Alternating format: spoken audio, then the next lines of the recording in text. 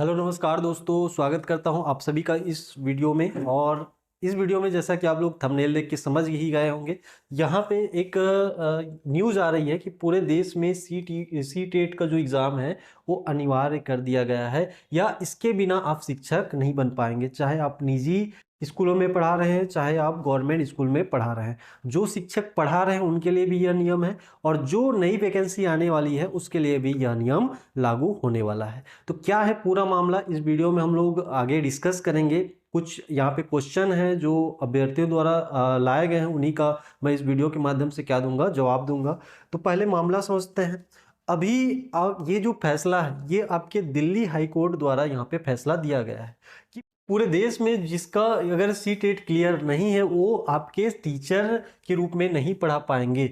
इससे आपकी नौकरी खतरे में है। नौकरी खतरे में कहने का आशय जो पढ़ा रहे हैं उनके लिए भी ये नियम होगा, और जो नई वैकेंसी आने वाली है उसके लिए भी होगा, चाहे वो गवर्नमेंट सेक्टर में हो चाहे वो प्राइवेट सेक्टर में हो। चलिए यहाँ पे क्वेश्चन लेते जाते हैं। यहाँ पे क्वेश्चन पहला है कि सी टेट 2025 से जुड़ा नया आदेश क्या है।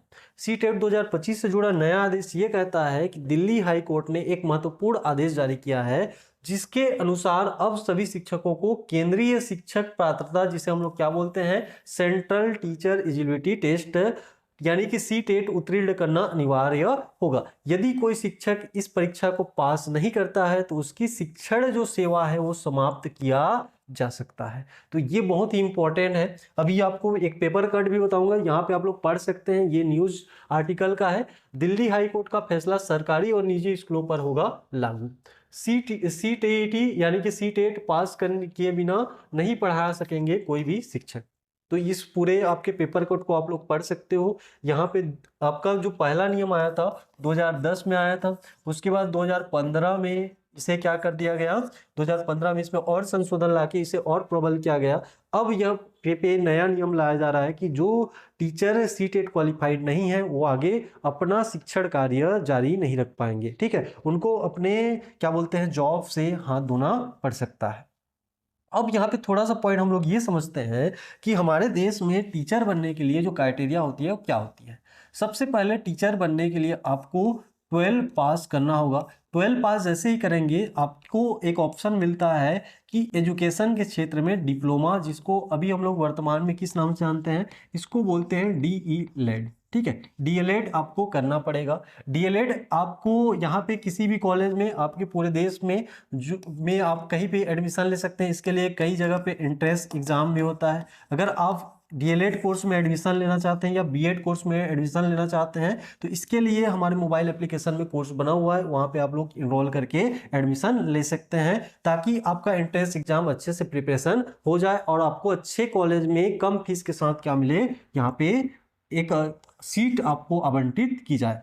अब ये जो 12वीं के बाद हम लोग डिप्लोमा कोर्स कर सकते हैं, DELED कर सकते हैं। इसके बाद हमें अपने राज्य में जो भी राज्य है, जैसे CG है तो CG में CG टेट होता है तो CG टेट आपको क्लियर करना होगा, और यदि आप लोग सेंट्रल लेवल पे जाना चाहते हैं तो सी टेट आपको क्लियर करना होगा। ये आपके अनिवार्य यहाँ पे होता है। सी टेट क्लियर करने के बाद आप शिक्षक नहीं बनेंगे, बल्कि शिक्षक के लिए वैकेंसी निकलेगी, और इस वैकेंसी में आपका होगा फिर से एग्जाम, और इस एग्जाम में आपको लाना होगा रैंक।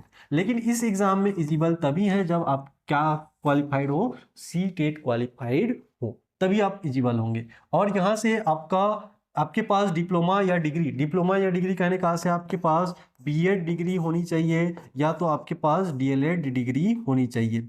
ये यहाँ पे दोनों आपके पास डिप्लोमा होना चाहिए। इसके बाद आपको सी टेट क्वालिफाई करना है। सी टेट के बाद जो भी वैकेंसी निकलती है टीचर की, उसमें एग्जाम देना होगा, एग्जाम को आपको क्लियर करना होगा, तभी आप लोग क्या बन पाओगे, टीचर बन पाओगे। चलिए, क्या यह आदेश सरकारी और निजी स्कूल दोनों पर लागू होगा? तो बिल्कुल होगा। ये आपके यहाँ पे पेपर कट में आपने देख लिया है कि ये गवर्नमेंट सेक्टर में भी और निजी सेक्टर, जो आपके यहाँ पे निजी सेक्टर कहने का से जो प्राइवेट स्कूल है उसमें भी जो टीचर पढ़ा रहे हैं उनकी भी एलिजिबिलिटी क्या होगी, तो उनको भी सी टेट क्लियर होना चाहिए। अब ऐसा नियम क्यों ला रही है इसको हम लोग समझेंगे।